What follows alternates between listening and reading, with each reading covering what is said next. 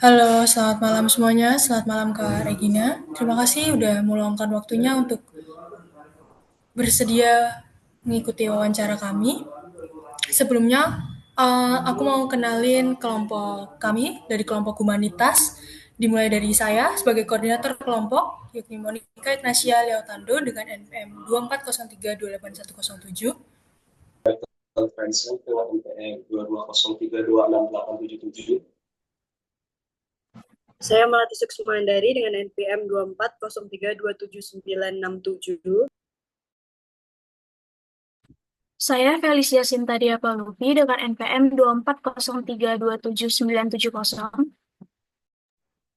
Saya Christian Subagio dengan NPM 2403281124.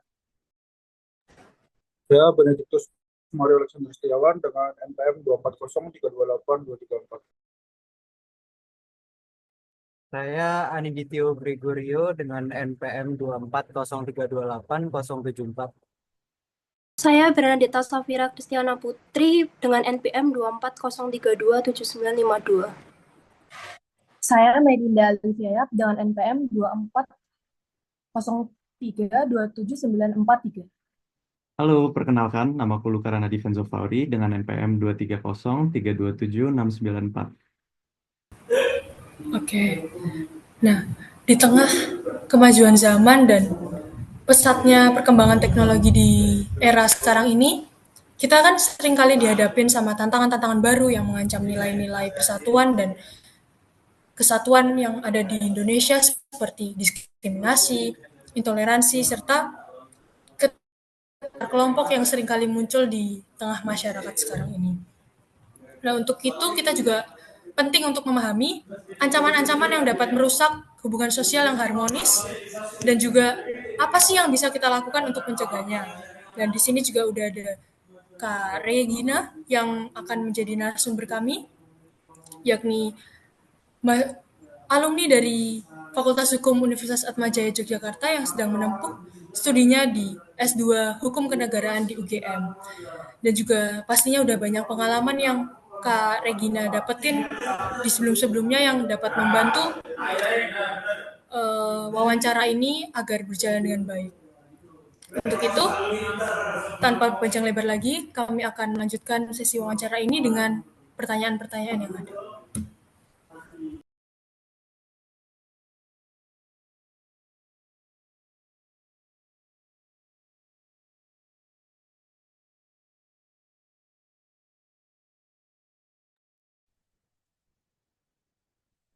Ya, baik.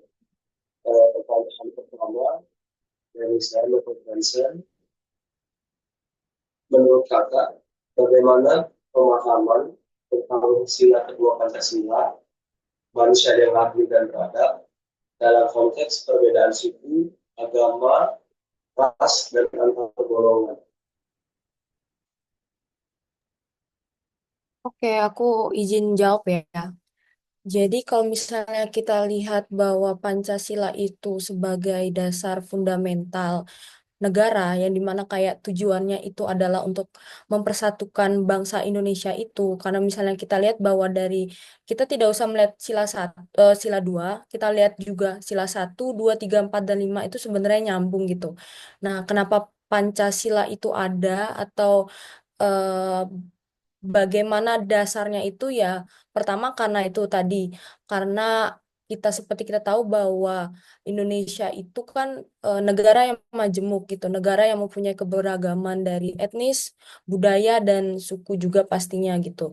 Makanya Pancasila itu ada, dan terutama itu sila kedua ya, manusia adil dan beradab, itu yang dimana kita harus bisa menghargai, dan kita sebagai manusia mempunyai adab untuk itu, untuk menghargai hal itu. Menurut aku sih seperti itu. Baik, terima kasih Kakak untuk jawabannya. Lalu lanjut untuk pertanyaan kedua. Menurut Kakak sendiri, apa definisi dari keberagaman dan persatuan dalam konteks masyarakat Indonesia yang majemuk? Oke, jadi eh, ya misalnya kayak Indonesia gitu.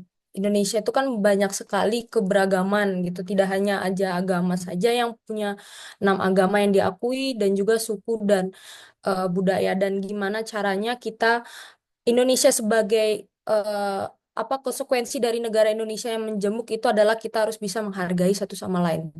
Itu. Saya izin tanya, Kak. Menurut Kakak, menurut pandangan Kakak mengenai bagaimana diskriminasi dan prasangka yang seringkali berakar pada perbedaan sara yang dapat merusak rasa kemanusiaan kita bersama, Kak? Eh, Kalau misalnya kita ketahui bahwa diskriminasi itu sebuah hal yang pastinya tidak baik ya, yang dimana itu juga akan menjadi intoleransi bagi umat, bagi warga negara itu sendiri. Kita lihat bahwa pastinya diskriminasi itu pasti akan menciderai dan merusak dari merusak hakikat dari perbedaan itu sendiri sebenarnya. Yang dimana seharusnya misalnya kita lihat tadi kita bawa lagi ke sila yang kedua, manusia yang adil dan beradab itu kan seharusnya sudah terlihat bahwa misalnya diskriminasi itu adalah salah satu hal yang merusak perbedaan dan eh, toleransi dari masing-masing perbedaan yang ada di Indonesia seperti itu. Baik Kak, terima kasih atas jawabannya. Nah, lalu selanjutnya kan sekarang kan media sudah banyak gitu ya. Kalau saya tanya, menurut pendapat Kakak, peran media dalam membentuk persepsi publik tentang kelompok-kelompok yang berbeda dan bagaimana hal ini dapat mempengaruhi persatuan dan keberagaman? Oke, pasti sangat berpengaruh ya.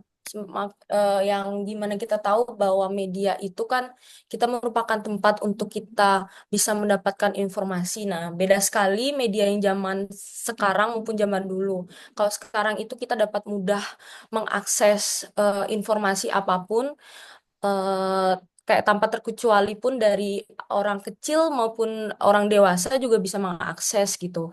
Nah, pastinya sangat berpengaruh karena dari yang kita mendapatkan informasi itu dan kadang tidak sedikit juga media itu kan meskipun dia memiliki etik juga, tapi kadang bisa saja juga mempengaruhi misalnya tentang dengan menggiring opini yang tidak baik ataupun tidak benar. Padahal esensi media itu kan adalah kebenaran dan kejujuran dalam apa namanya kayak peristiwa konkret gitu. Nah, misalnya kita melihat bahwa apa namanya eh, mempengaruhi kayak persatuan dan keberagaman itu pastinya ya. Dimana misalnya kayak kita misalnya salah satu contohnya itu ada kasus yang tentang misalnya dapat memecah persatuan itu kan sebenarnya media juga nggak bisa dikontrol. Jadi menurut aku yang bisa dikontrol itu adalah pikiran kita gitu, gimana kita bisa mengontrol media tersebut dengan bijak. Menurut aku gitu agar misalnya mereka media ingin tujuannya eh, membuat opini untuk memecah keberagaman itu tuh bisa kita kita lihat oh kita harus kritis gitu bahwa media ini ternyata menggiring opini gitu seperti itu. Oke, terus selanjutnya bagaimana menurut pendapat kakak mengenai pengaruh intoleransi terhadap keberagaman dan persatuan dalam masyarakat? Serta langkah-langkah yang dapat diambil untuk mencegah dampak negatif dari intoleransi tersebut. Boleh tolong bisa diulang lagi? Suaranya agak tidak kedengeran. Oke, menurut kakak bagaimana pengaruh intoleransi terhadap keberagaman dan persatuan dalam masyarakat? Serta langkah-langkah yang dapat diambil untuk mencegah dampak negatifnya. Oke. Jadi implikasi dari intoleransi itu terhadap keberagaman ya itu pastinya mempengaruhi kehidupan bermasyarakat ya. Jadi kayak kurang adanya kerukunan, terus dapat memecah belah masyarakat, terus yang kelompok-kelompok minoritas juga makin didiskriminasi gitu dan eh, harusnya sih ada penguatan ya, ada penguatan dari yang pertama kayak eh, apa namanya penguatan dari sumber daya manusianya itu sendiri sih dari kelompok gitu. Gimana kita melihat esensinya dari keberagaman tersebut gitu dan kayak misalnya selain SDM juga apa yaitu perlindungan di hukum mungkin kan bisa gitu dan juga pasti kayak intoleransi gitu kan bisa menyebabkan kekacauan gitu kan. Dan kalau misalnya di hukum itu memang ada hal yang memang bisa dilindungi gitu. Misalnya ada kebijakan-kebijakan yang bisa melindungi dari intoleransi tersebut. Misalnya ada undang-undang terhadap kayak diskriminasi terhadap orang-orang maupun nanti ada juga undang-undang tentang hak asasi manusia seperti itu.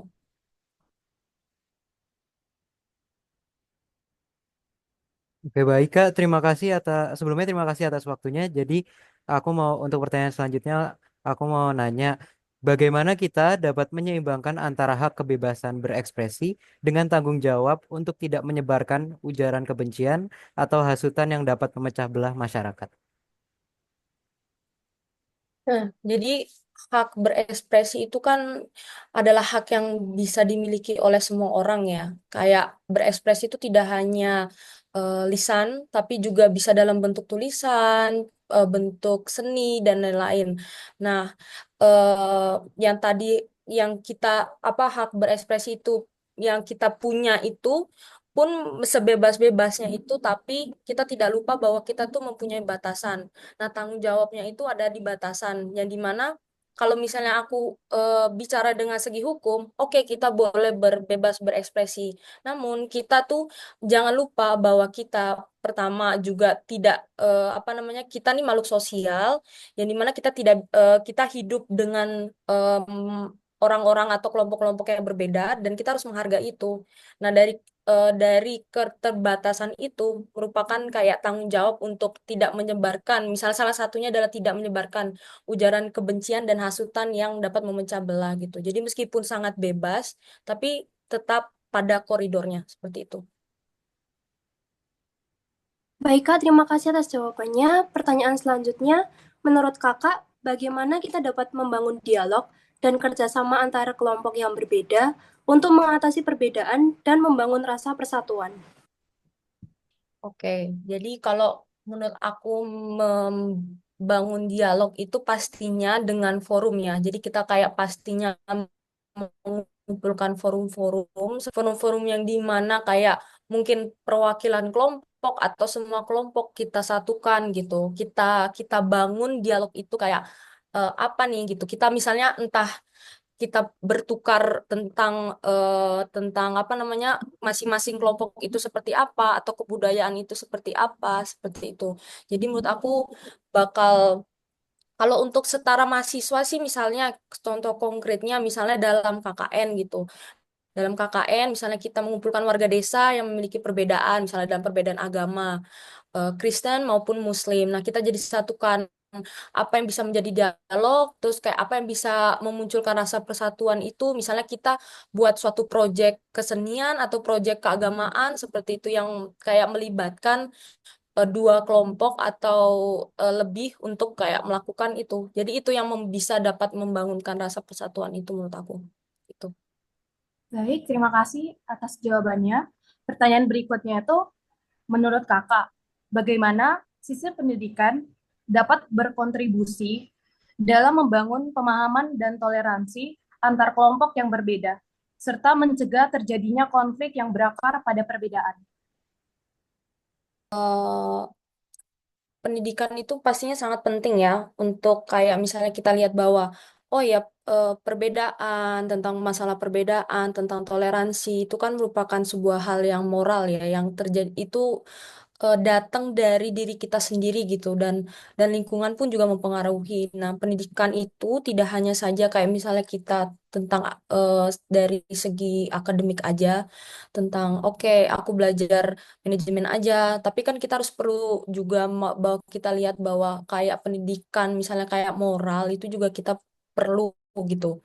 Nah, karena apa? Karena nantinya itu juga bukan saja akademis saja yang bakal diimplementasikan, tapi juga moral dari masing-masing manusia atau kalian pun juga itu pastinya bakal sangat terpakai gitu, bakal diimplementasikan ke masyarakat nantinya gitu. Nah, untuk itu juga pasti sangat berkontribusi sekali untuk membangun pemahaman toleransi, apalagi misalnya kita dapat mata kuliah pendidikan agama maupun pendidikan kewarganegaraan. Itu adalah dua hal menurut aku yang paling penting untuk kita bisa menanamkan nilai-nilai kayak toleransi maupun kayak keberagaman seperti itu.